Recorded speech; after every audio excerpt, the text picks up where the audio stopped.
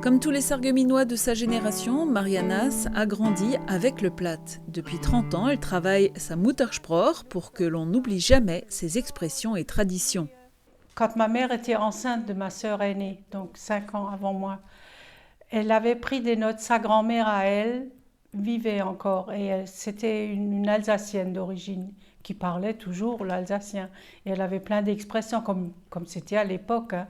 Donc là, je te parle de ma sœur est née en 41, donc ça devait être en 1940. Et puis ma mère trouvait ça intéressant et elle avait pris des notes et elle avait plein de cahiers d'écoliers remplis d'expressions, de choses comme ça. Et un jour, elle m'a montré ça. Mais tu sais, moi, jeune, tu dis, ah ouais, c'est bien, c'est intéressant. Et puis tu le poses de côté.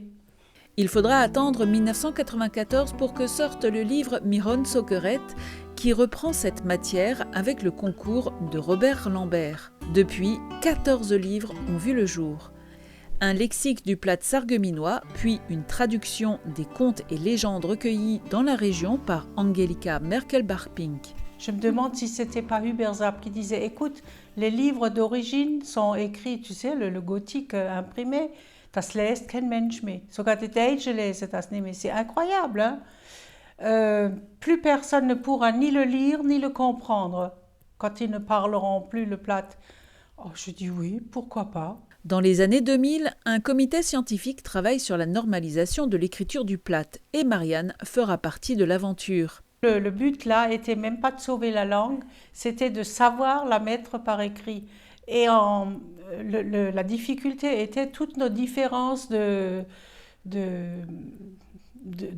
prononciation, de parler. Il fallait pouvoir rendre tout ça. Et on a réussi, hein. Le travail était sensationnel. Et moi, j'ai appris autant que j'ai apporté, hein. Et puis, j'y travaille encore aujourd'hui, là, à la médiathèque. C'est toujours ça qu'on continue, hein. J'aurais pas fait ça, j'aurais pas fait l'atelier d'écriture. Animatrice d'ateliers d'écriture en Platt, mais aussi chroniqueuse à la radio ou dans la presse, les livres s'enchaînent, abordant diverses thématiques. Et c'est les chroniques de Sarah Hebdo qui ont donné 2 de mes livres. Les pieds dans le Platt, c'était les chroniques sur 2 ans, je crois. Et le suivant, le Platt en vrac, c'était les chroniques suivantes. Après un lexique, un dictionnaire ou encore un guide de conversation, Marianne s'attaque aujourd'hui à la grammaire du Platt, un travail ardu mais toujours passionnant.